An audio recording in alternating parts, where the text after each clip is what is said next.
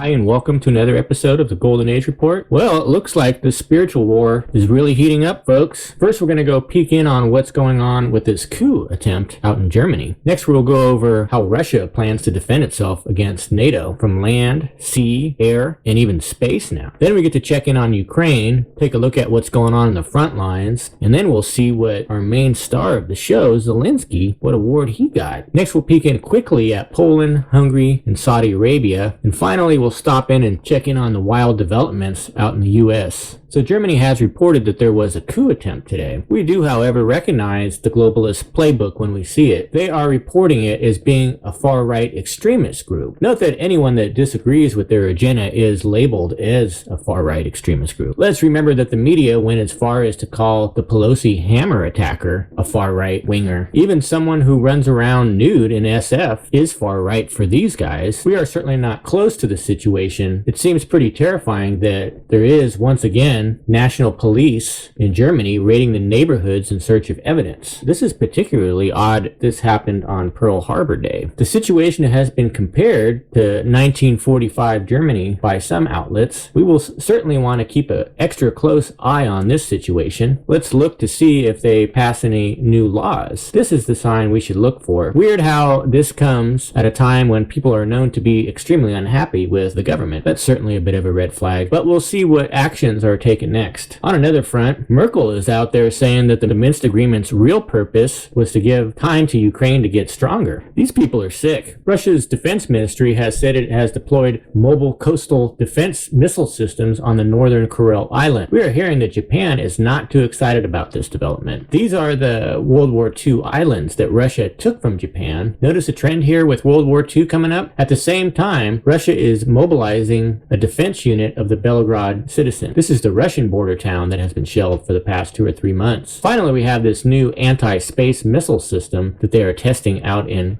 Kazakhstan. Here are the reports of Russia's latest airstrike. The production and repair of Ukrainian arms defense industry enterprises has been halted. Railway transportation of military equipment for the AFU, including foreign-made equipment, has been disrupted. Transportation of reserves to the battlefields has also been hampered. Last night, there was a significant amount of drone attacks across Ukraine. After a long break, the Russians brought out their Russian-made Grand 2 kamikaze drones. It has also been reported that the Russian factories have delivered brand new T-90M tanks and refurbished older T-72s to the front lines. There's once again reports of Russia shooting down a MiG-29 in the DPR area. It seems that Russia has a high level of air superiority in the Donetsk area right now. We have had many reports of the destruction of air defense systems in the area, and reports are coming out increasingly of ground attacks from the Russian aviation on Ukrainian troops and equipment. Looks like Russia has not only took back the highway in the LPR region that they lost the other day, but more than 130 Ukrainian personnel were also destroyed by Russian artillery fire, assault, and Army aviation strikes during the day. According to confirmed information, more than 70 HIMARS rockets and 2 multi-launch rocket systems were destroyed as a result of a ground-based high-precision attack on a rocket and artillery at one of the depots of a steelworks factory. 4 more units of multi-launch rocket systems received critical damage. 2 U.S.-made counter-battery radar systems have been destroyed in DPR and Kharkiv regions. A strike on an AFU equipment recovery site in DPR has destroyed a HIMARS and 48 rounds. 1 radar of Ukrainian S-300 air defense system was destroyed in Kharkiv region as well. A warehouse of missiles and artillery weapons belonging to the Ukrainian armed forces has been destroyed in Zaporozhye. It sounds like this report that Zelensky gave the other day about them shooting down all the missiles is not turning out to be true. We're even hearing of blackouts. In Melitopol, there was an attempted assassination on the deputy head of the city administration. So this is coming from the General Staff of Armed Forces of Ukraine. Russia Army conducted 10 missile strikes again last night, with 33 airstrikes and over 75 shellings of settlements across Ukraine. Near Soledar, Russian troops are gradually pushing through the Ukrainian defenses in the suburb Zaklovia. The settlement adheres to the city of Soledar from the north, and control of it will allow to flank the defending AFU grouping. In order to stabilize the situation in Bakhmut, AF Command moves mercenaries from the Foreign Legion to this area. The big news that we're hearing that the Russians have moved their tanks into Marinka and have been demolishing the Ukrainian fortified positions. It sounds like many of the Ukrainian troops have retreated down the road to another settlement. With power issues again, and in Bakhmut nightmare situation leaking out to the media, things aren't going well for our friend Zelensky.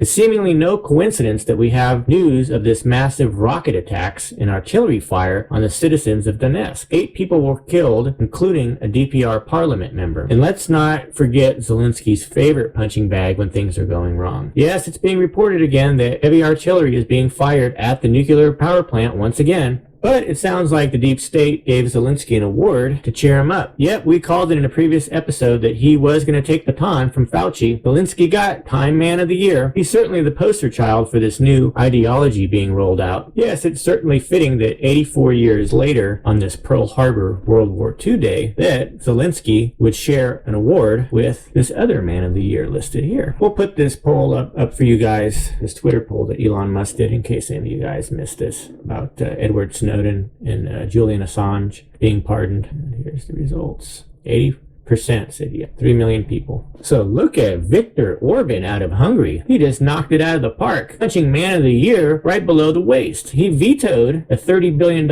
aid package to Ukraine. So Putin is super tricky. He's got Erdogan listening in and blocking new member petitions inside of NATO. Then he's got Viktor out there vetoing their moves. I know that they were trying to remove this veto power earlier in the war. Looks like that failed as well. Everything that comes out of these guys fails. Let's recall that the U.S.'s Victoria Nuland is trying to get a $37 billion additional package for Ukraine to ensure strategic defeat for Russia. This is happening, mind you, at the same time it's being reported that the new incoming Republicans are going to launch an investigation into this missing billions in Ukraine. These guys have no shame. So maybe there's some truth to this story about the dividing of Western Ukraine. It seems that Polish nationalists want to seize the Western territories of Ukraine, which were seceded to the Republic as a result of World War II. There's that same theme again. So we are finding out that Xi Jinping went to visit the Crown Prince. Xi wants to talk about security. Crown Prince wants to talk more about this paradise city that China is to build for him. It's kind of funny though that when Reuters asked Chinese authorities about this visit a few weeks back, they denied that it was happening altogether. That should give us an idea of how dangerous things have become. Xi doesn't want the U.S. to know anything about his travel plans. It's hard to believe there could be any Americans that think the Biden administration hasn't done enough for Ukraine. But we have these rhino Republicans all over the Biden administration because they want long-range weapons sent in. Rhino Republicans on the Intelligence Committee are pushing hard to attack in Crimea. It seems, though, that there's a faction inside the Pentagon that took steps to counter the neocons, neo-lib warmongers. We are hearing that they have taken measures to disable the deployed HIMARS from launching long-range missiles. This certainly foils their plan to bring in missiles from other NATO nations to launch from these HIMARSs. Meanwhile, the White House had the nerve to accuse Trump of undermining the Constitution. Then the fake news jumped all over it and proceeded to twist it into a story that Trump wants to get rid of the Constitution. On another front, we find out that Jim Baker, former FBI, had moved on Twitter. Elon Musk was to release the next round of the Twitter files, and they couldn't find that particular information they wanted to release next. This is because this Jim Baker guy removed it. Well, it sounds like Musk, who was surprised that this guy was there, personally took it upon himself to can him. Jim had ties to the whole Russia collusion false allegations. Sounds like Liz Cheney and Chuck Schumer have countered this whole situation by saying that they're going to start making new January 6th criminal referrals. Thanks again for watching.